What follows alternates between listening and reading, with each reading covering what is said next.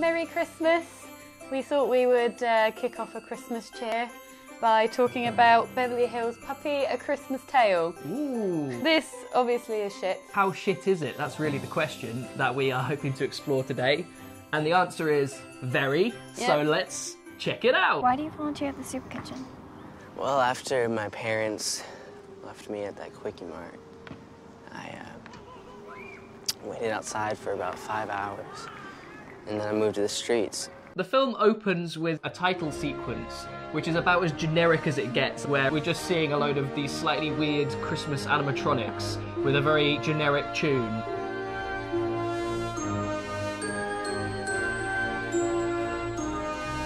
It's kind of generic, but it's also really sinister at the same time because it's the most Christmassy bit of the film, but there's something so un-Christmassy about it. It feels like it's someone who's never seen Christmas before, has read a checklist of Christmassy things. Like a robot has learned about Christmas from the internet, and then it's just like, this is Christmas. After this scene, there is the introduction into a main character of sorts, Angelina, who is a businesswoman. Why am I dealing with this now?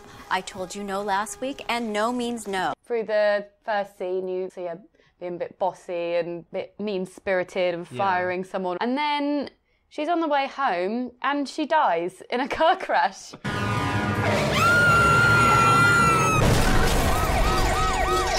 The thing that really sells me on this bit is her reaction to the car crash. That's really all you see of the car crash. Yeah. You're immediately like, okay, this woman can't act. I mean, you shouldn't be laughing at a car crash, should you? No. But I was. Angelina wakes up and she's basically on a beach in Malibu. Yeah. And she meets the angel Gabriel. Oh, God. No, Gabriel. And he tells her that she's dead. So, a little awkward. Yeah. She takes it pretty well. I'm dead? Yep. The car? Hit you like a ton of bricks. Closed casket. Really? Sorry. It's not nice to say. But she can't go to heaven unless she teaches her daughter to not be such a brat. The strange thing about that is that we've literally haven't seen the daughter at all. No, we don't know anything about their relationship. Angel Gabriel blames the mum for her daughter being an asshole. What do I have to do to get into heaven? Fix something you broke. Your daughter. Well, she's become a little too much like you. She goes to Earth with Gabriel to go and look at Raven. You're sort of introduced to Raven. She's walking along with her friends and her dog, and you see she's a bit of a brat, really. Difficult? I pay you to shut your mouth and do my hair, not to bother me. Bryce? Next, we're introduced to another couple of completely pointless characters, which is Yvonne and Tommy. Yvonne is Raven's cousin. Yeah. And Tommy is an Australian punk band member. Merry Christmas! They've got this scheme to get rich by exploiting Raven, because her dad's really rich, so they're going to kind of hang out with Raven and get her to give them money. That's kind of their plan. The mooch. They're just very bizarre characters. They're not the worst thing about the film, but it does turn out they're pretty much pointless. Back at the house, James, who is Raven's dad, you find out that James has remarried a woman called Carol, who is now taken over her mum's business. And this is very weird because we assumed, I think quite fairly, that the mum, when she'd died, she'd woken up straight away as a ghost. Because that's literally what happens in the film, isn't it? She dies and the next scene is her waking up as a ghost. With no sort of timescale thing. But we were like, he's got married already? Or is this just really badly done? Is this like a year later then? What's Angelina been doing all this time? Yeah, so it's the same time of year. So it's either the same time or it's just the same time of year but a few years ahead. There's also a line in here where James is trying to get Raven to be nicer to Carol. So he says, because she's your new mom.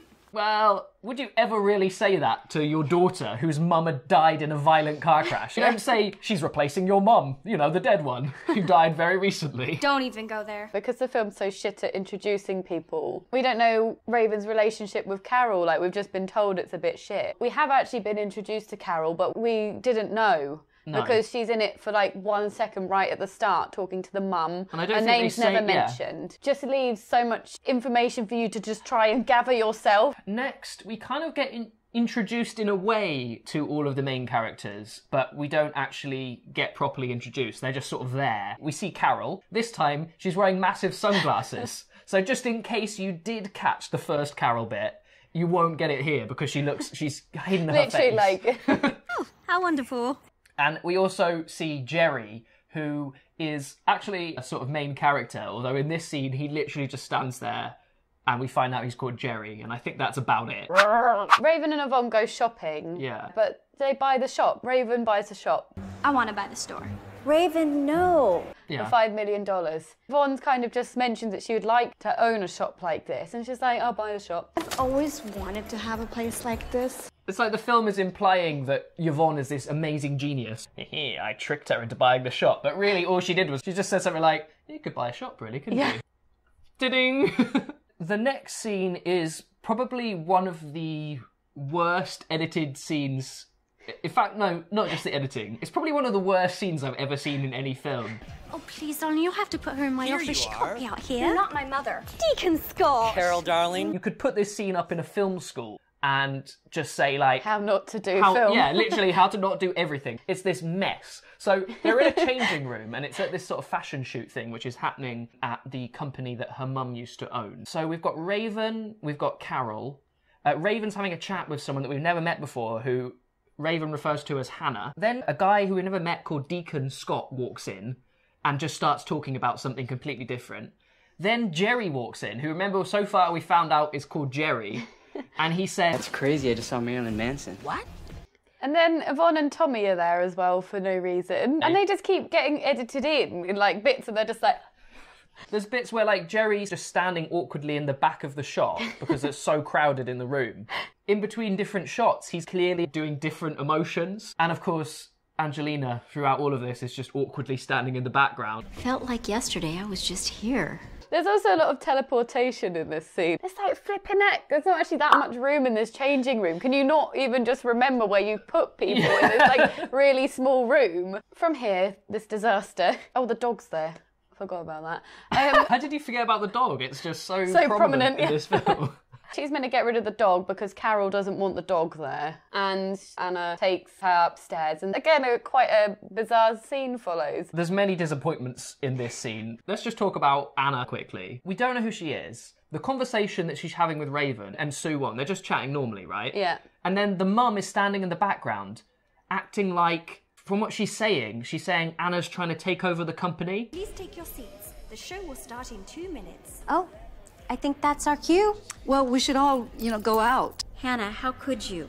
You're buying ginseng? It's like two different conversations. Yeah, there's no cause for her to say that. Somehow, I think that's why the mum has the plan to release the dog to somehow ruin the fashion show. Ginseng International has acquired a wonderful cruise collection from Sue Wong. I got it. Bunny? Bunny, no! Bad Bunny! Bad Bunny! Watch out! Bunny, stop! Bunny, come here! Yeah. Even though it doesn't even make sense. Because she thinks that will stop Anna from taking it over. Which... It's not her just point. Nothing about this makes sense. Also, another point that comes out of this scene is a line that Raven says, talking about her dog. You know I can't go anywhere without her. There's a bit of a spoiler, but you don't see the dog again after this scene until just at the end. He's basically not in the film at all for a good hour. Reiterating, the DVD is called Beverly Hills Puppy, A Christmas Tale, and the front cover has a dog on it. And he's not in it. The main picture is a dog. There's also 3 pictures of the dog on the back. It gets to a point in this film where you actually completely forget about the dog. And then he's back and it's like, oh my God, both times it happened for me. I was like, oh yeah, this is a dog film. Clearly just a marketing ploy to sell the DVD. That's nothing more than that. Back to the dog scaring off the whole of the fashion show. Yeah. He runs in. You don't see anything, but... apart from Angelina's bizarre expressions trying to portray what's going on, but the people run out of the show. You see the building and then people running out. Yeah. And then this weird fucking face that's just sort of not conveying what's going on. Bunny? Bunny, no! Bad Bunny! Bad Bunny! And then just a still frame of a building. Well, there's this conversation going inside where Raven's getting in trouble for ruining the show. Yeah. So well done, Angelina. You've literally got your daughter in trouble for something you've done. Carol and James are not happy with her because she has sort of ruined this fashion show, and also because of the other incident. The $5 million buying chocolate shop incident. That's it, yeah, she bought a chocolate shop. Now you've gone and spent $5 million on a chocolate store. So they're telling her off, and they say to her, right, because you're such a brat, we're going to send you to boarding school in England. And she's not very happy about that. And Angelina's there going, no, Raven! The soup kitchen! The soup kitchen! Raven, the soup kitchen. Of course, this inspires Raven to have the brilliant idea to say, oh, no, I can't go to England because I need to help out in the soup kitchen, which is kind of been established already. Basically... Yeah, the film fucking loves the soup kitchen. The soup kitchen. The soup kitchen. The soup kitchen. Soup kitchen. The soup kitchen. The soup kitchen. The soup kitchen. The soup kitchen. The soup kitchen. Yeah, the soup kitchen. They really love the soup kitchen. And at the soup kitchen is Deacon Scott, which is the character we sort of met earlier. And also Jerry's also there. Of course. Good old Jerry. While she's at the soup kitchen, she goes to clean a toilet, which she doesn't like. She's hating it. And then Deacon Scott comes over and talks to her that she's not the only one who's lost a parent here. And then they just show all the other people that work there, including Jerry. Yeah. Who just happens to be like moping right nearby. She goes over to him. He sort of explains what happened with his parents for some reason. It shouldn't be funny, but it is. My parents gave me $2 and they sent me into a gas station to buy a candy bar and a Slurpee. Never saw them again. I think it is like the really specific wording of like Slurpee that just makes it funny somehow. Slurpee. So after all this weird shit, they're mopping. They're always mopping. It's so annoying. Like, all they do in the soup kitchen is mop. She sort of starts slipping, weird sound effect, and then Jerry, like, grabs her. I didn't think this show would be dangerous. Like, he's just holding her for too long. A, he grabs way too quickly. He's way too eager. And B, he holds lingers. way too long. You can definitely let go now. I mean, she doesn't seem to mind, but a bit weird. He just looks like a creep. He's just like lurking in the back, like... There's loads of funny bits that happens in this scene. You've got Carol, who does probably the best line fuck up. Well, it was most peculiar. Well, it was most peculiar. Well, it was most peculiar. Peculiar. Peculiar. It's quite funny that they didn't just think, okay, it's quite a short line, we'll just get her to redo that. Oh, another classic Carol line, of course, is after Raven's talking to her at the end of the day and she goes, oh, Jerry's nice. And Carol goes, nice is good. Nice is good. I love Carol. Peculiar. Now, this scene is insignificant in the grand scheme of things, but it is kind of hilarious, so I thought we'd just mention it. We see a bodyguard, who we've never seen before, go up to James, the dad, and he basically tells him that he needs to quit because he just can't stand how much of a brat Raven is. Your daughter is 14 years old, and what she needs is a good swat on the butt and a good talking to. I can't work under these conditions. Now, there's a few things that's strange about that. A, we've never seen the bodyguard before. B, Raven has just started working at a soup kitchen, so it appears that, like, her behaviour might be turning around. So why, this of all times, would he be quitting? I mean, obviously, yeah, she is a bit of an arsehole, but I don't feel like it's worthy of a bodyguard that we've never seen before having a scene where he quits. It kind of implies that Raven's recently got bratty, whereas what we got earlier from the scene with Gabriel is that she's learnt to be bratty by following her mum's example. Because the bodyguard's saying, I need to quit now, it's like, well, presumably she used to be fine, but now she's got bratty. Yeah. Which kind of implies she's got bratty because of her mum's death. Give the fucking girl a break. She's a 14-year-old girl and her mum's died. Maybe you could just slightly lay off her. Just give her the benefit of the doubt. What got into her? I'm not sure. Her mother. Well, I guess she could be upset about her mum dying. Yeah. Who would have thought? Yeah. It goes on to a scene at the house. Yvonne and Tommy's scheme, you know, comes to a head here. Ooh. And they've got this contract. They say, oh, we're selling the chocolate shop and we want to sort of give you 50-50 of the money. Yeah. 50,000 in your pocket, girl. Raven, it's a scam. Okay. Angelina's sitting there, which is like, no, don't. And Raven doesn't hear her. Brilliant. Yeah. Instead of really trying to stop the situation happening, she then says to Tommy, your mouth is in your ear, as he's about to have a drink. Merry Christmas. Your mouth is in your ear. What the heck are you doing? I mean, yeah, that's stupid, but their reaction to it is really over the top. What do you do that for? I'm not cleaning that up. Surely could have just been like, yeah, I just had a twitch. Sorry, Angelina, but can you not think of something more useful to use your powers for, or whatever you've got right now? Yeah, she's acting like it's a massive win. But it's like, you've completely failed to stop the important thing happening, which was the contract being signed. Also, I liked how the fact that Angelina was already outside watching Tommy and Yvonne before Raven came out. Yeah, she's clearly just lurking. I'm going to see how this plays out. Yeah. Weird creep mum. Yeah. You missed all the action, Carol. Next, we're back at the soup kitchen. It's Raven's second day. We're kind of seeing a bit more interaction between Jerry and Raven. And then, weirdly, this guy stands up that we've never seen before. And then he just falls on the floor and starts having a heart attack. Ow! Ow, Mr. Winter. And we then witness the most melodramatic and really long scene of this guy having a heart attack. Winters! Stay with us. Stay with us, come on.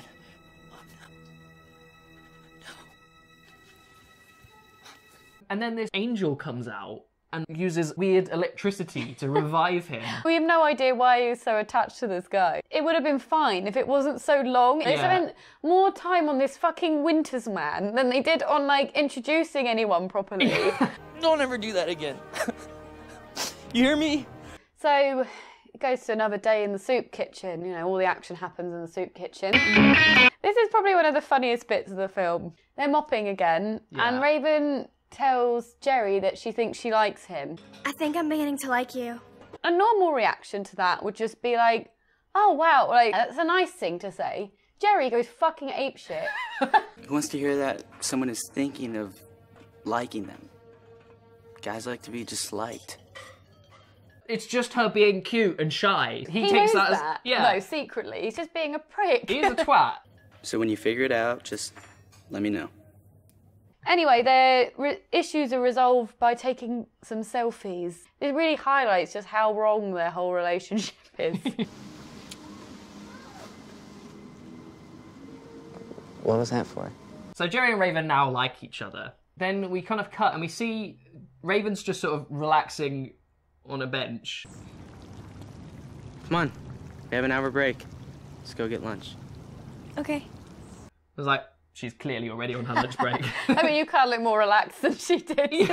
Then they basically go for a light jog, and Jerry suddenly falls over and seems to have some kind of heart attack.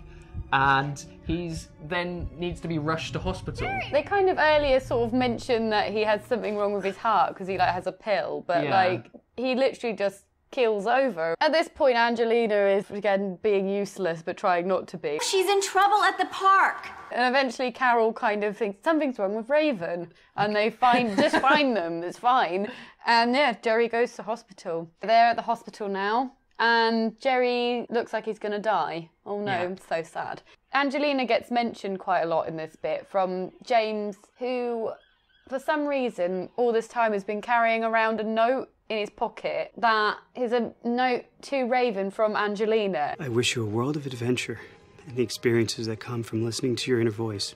Why did the mum write this? Because she didn't know she was going to die. This sounds like someone who's dying has written a note to their daughter. Yeah. As the world rushes around you,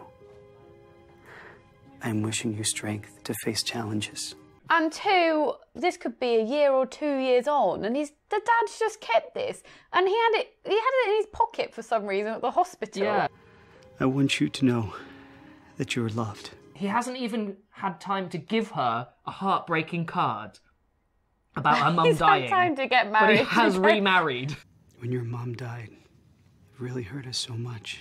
She's your new mom. So now we have the emotional climax of the film. Angelina actually does something. She's an active agent in the plot for once. So that's nice. Basically, she decides that she's going to revive Jerry, kind of like the angel revived that old guy in the other scene. So Angelina goes into Jerry's hospital room and she starts doing this weird lightning stuff on Jerry's head. It's a very heartbreaking moment, obviously. Slightly undercut by Gabriel's reaction, because Gabriel's also in the room. Cool. Someone wrote that. It's amazing, but has anything ever been so out of place in a film? Tell Raven I love Jerry is alive again, and then the doctors come in the room and they're like, I've never seen anything like this before. Your son's heart, it shows no sign of congestion, and the swelling from disease, well, it's gone. surely you're going to want to test this. Yeah, Oh, because it's only something. just happened, right? Yeah. They're just like, I'm pretty sure he's absolutely fine now. Oh, there's also a really funny bit as well of just showing how horrible Jerry is. Oh, it's still a little sore. Wow, the emotional reunion of these two characters that we really want to get together. Yeah. Oh, it's sore still. Yeah. It's like really hates her, I swear. Moving on from this, all the issues get resolved. You know, the bodyguard story that we were really invested in comes back. I'd like to take back my resignation. This bodyguard's at the hospital. It's like, how did you know they were there? Why are you there? What are you I doing? thought you quit, yeah. Yvonne and Tommy are also at the hospital. Look, the new buyer was actually a detective I hired. You tricked us? So then the dad tells the cousin and Tommy that they should go work at the soup kitchen. And this leads to another really strange line. Well, I like soup. Hi. You like soup?